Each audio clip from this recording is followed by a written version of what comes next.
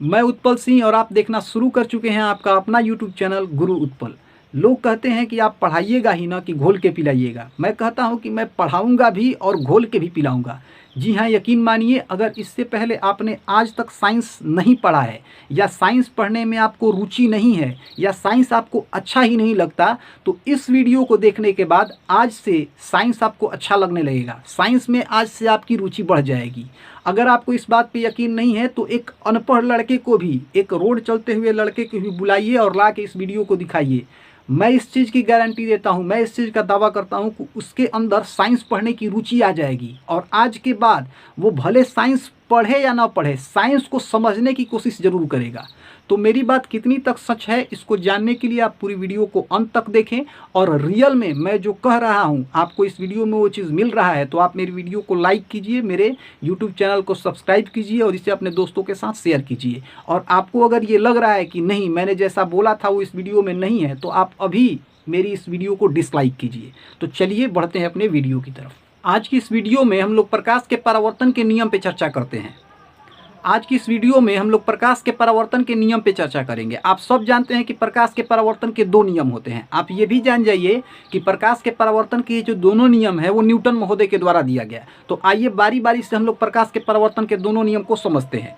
तो प्रकाश के परावर्तन का पहला नियम क्या कहता है? पहला नियम कहता है कि आपतित किरण, परावर्तित किरण और आपतन बिंदु पर खींचा गया अभिलंब तीनों एक ही तल में होते हैं। देखिए यहाँ मैं आपको समझा रहा हूँ। ये है हमारी आपतित किरण, ये है हमारी परावर्तित किरण और ये है आपतन बिंदु पर खींचा गया लंब। तो प्रकाश के परावर्तन का नियम, पहला नियम कहता है कि आपतित किरण मतलब ये किरण, परावर्तित किरण और आपतन बिंदु पर खींचा गया अभिलंब तीनों एक ही तल में होता है। अब यहाँ आप ये समझिए कि तीनों एक ही तल में होता है, इसका क्या मतलब होता है? कैसे हम समझेंगे कि ये तीनों एक ही तल में है? तो देखिए मैं आपको इसे समझा रहा हूँ। मान लेते हैं कि ये हमारी प्रकाश की आपतित किरण है, यहाँ आई, दर्पण से आके टकराई। अब टकराने के बाद ये क्या की, ऐसे इस तरह से निकल गई, तो इसको हम लोग बोलेंगे कि ये एक ही तल में होता है। अब आइए समझ लेते हैं कि एक ही तल में नहीं होने का मतलब क्या होता है। देखिए मान लेते हैं कि प्रकाश की किरण ऐसे आई, यहाँ आके दर्पण से टकराई। अब दर्पण से टकराने के बाद ये ऐसे ना निकल के क्या हुई कि यहाँ दर्पण से टकराई और टकराने के बाद थोड़ा सा यहाँ से दाएं हो गई या फिर थोड़ा सा बाएं हो गई और बाएं होके निकल रही है या दाएं होके निकल रही है, तो इसको हम लोग बोलेंगे कि एक ही तल में नहीं है। तो आपको अच्छे से समझ में आ गया कि एक ही तल में होने का मतलब क्या होता है। आपको ये भी अच्छे से समझ में आ गया कि प्रकाश के परावर्तन का जो पहला नियम है वो क्या है। अब हम लोग प्रकाश के परावर्तन के दूसरे नियम के बारे में बात करेंगे। तो देखिए प्रकाश के परावर्तन का जो दूसरा नियम है वो ये कहता है कि आपतन कोण और परावर्तन कोण का मान आपस में बराबर होता है। तो आइए सबसे पहले मैं आपको ये समझा देता हूं कि आपतन कोण क्या होगा और परावर्तन कोण क्या होगा। तो देखिए आपतन का कोण का परिभाषा होता है कि आपतित किरण और अभिलंब के बीच में बने कोण को आपतन कोण कहते हैं। तो ये है हमारी आपतित किरण और ये है हमारा अभिलंब। अब इन दोनों के बीच में क्या कोण बनेगा? इन दोनों के बीच में कुछ इस तरह का कोण बनेगा। तो ये जो इस तरह का जो कोण बन रहा है, इस कोण को हम लोग बोलते हैं आपतन कोण। अब ध्यान रखिए कि आपतन कोण को हम लोग छोटा आई से सूचित करते हैं, तो मैंने यहाँ लिख दिया आई। अब दूसरा हम लोग समझते हैं कि परावर्तन कोण क्या होता है। तो देखिए अभिलंब और परावर्तित किरण के बीच में जो कोण बनता है ना, उसे हम लोग परावर्तन कोण कहते हैं। तो ये रहा हमारा अभिलंब और ये रहा हमारा परावर्तित किरण। तो इन दोनों के बीच में कोण जो हमारा बनेगा वो कुछ इस तरह से बनेगा। तो ये जो हमारा ये कोण बन रहा है, इस कोण को हम लोग बोलेंगे परावर्तन कोण। और ध्यान रखिए परावर्तन कोण को छोटा आर से हम लोग सूचित करते हैं। किस चीज से सूचित करते हैं? छोटा आर से सूचित करते हैं। तो आपको समझ में आ गया कि आपतन कोण क्या होता है और परावर्तन कोण क्या होता है। तो प्रकाश के परावर्तन का जो दूसरा नियम है वो ये कहता है कि आपतन कोण का मान परावर्तन कोण के बराबर होता है। तो आपतन कोण हमारा यहाँ क्या है? आई है और परावर्तन कोण क्या है? आर है। तो हम लोग लिख सकते हैं कि कोण आई बराबर कोण आर। तो आपको समझ में आ गया कि प्रकाश के परावर्तन के दोनों नियम क्या है। मैंने आपको अच्छे से समझा दिया कि प्रकाश के परावर्तन का नियम क्या होता है। अब हम लोग ये समझेंगे कि प्रकाश के परावर्तन के नियम का हमारे दैनिक जीवन में क्या महत्व है। तो लगभग अपने दैनिक जीवन में हम हर जगह प्रकाश के परावर्तन के प्रभाव को देख सकते हैं। आपको कोई चीज़ हरा दिखाई देता है, लाल दिखाई देता है, नीला दिखाई देता है, पीला दिखाई देता है, यहाँ तक कि आपको अगर कोई चीज़ काला दिखाई देता है, फिर से आपको कोई चीज़ अगर सफ़ेद दिखाई देता है, तो इन सब के पीछे प्रकाश के परावर्तन का नियम है। यहाँ तक कि आपको ब्रायन लारा और क्रिस गेल जो है काले दिखाई देते हैं और वहीं आलिया भट्ट आपको गोरी दिखाई देती है। इसके पीछे भी प्रकाश के परावर्तन का ही नियम है। मैं आपको इसे बहुत अच्छे से समझा दूंगा। पहले इसको समझने से पहले आप कुछ कॉन्सेप्ट को समझिए। देखिए, पहले आप ये समझिए कि हमको कोई वस्तु जो है कैसे दिखाई देती है। जैसे मुझे ये पेन दिखाई दे रहा है, तो मुझे ये पेन क्यों दिखाई दे रहा है? क्योंकि इस पेन पे पड़ने वाली प्रकाश की किरण इस पेन से टकरा कर और मेरी आंखों तक आ रही है, जिसके कारण मुझे ये पेन दिखाई दे रहा है। तो आपको अच्छे से समझ में आ गया कि किसी भी चीज़ को देखने का सिद्धांत ये होता है कि अगर उस चीज़ से प्रकाश की किरण टकराई और टकरा के हमारी आंखों तक आई, तभी हमें वो चीज़ दिखाई देगा।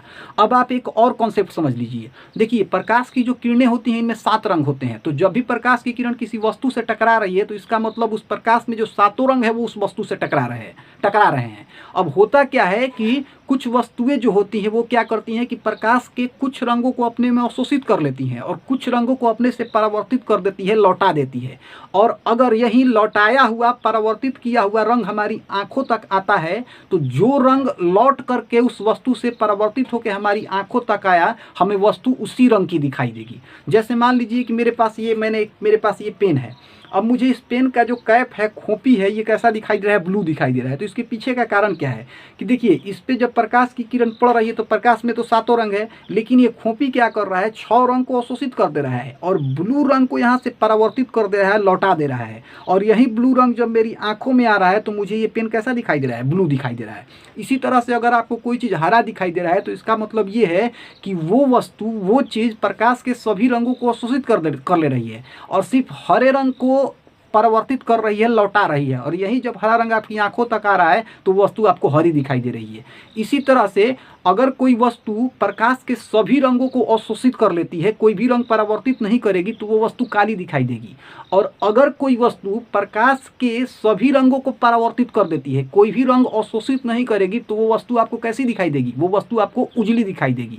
तो मैंने अभी आपको बताया कि ब्रायन लारा या क्रिस गेल हमको काले क्यों दिखाई देते हैं? क्योंकि उनकी जो बॉडी होती है वो प्रकाश के सभी रंगों को क्या कर लेती है? अवशोषित कर लेती है, किसी रंग को परावर्तित नहीं करती है, जिनके कारण वो हमें काले दिखाई देते हैं। और यही आलिया भट्ट जो है वो क्या करती है कि जब भी प्रकाश की किरण उनके बॉडी से टकराता है, तो वो उनका बॉडी क्या करता है कि गोरा रंग का जो प्रकाश का किरण है उसको वो परावर्तित कर देता है, और इसीलिए हमें आलिया भट्ट गोरी दिखाई देती है।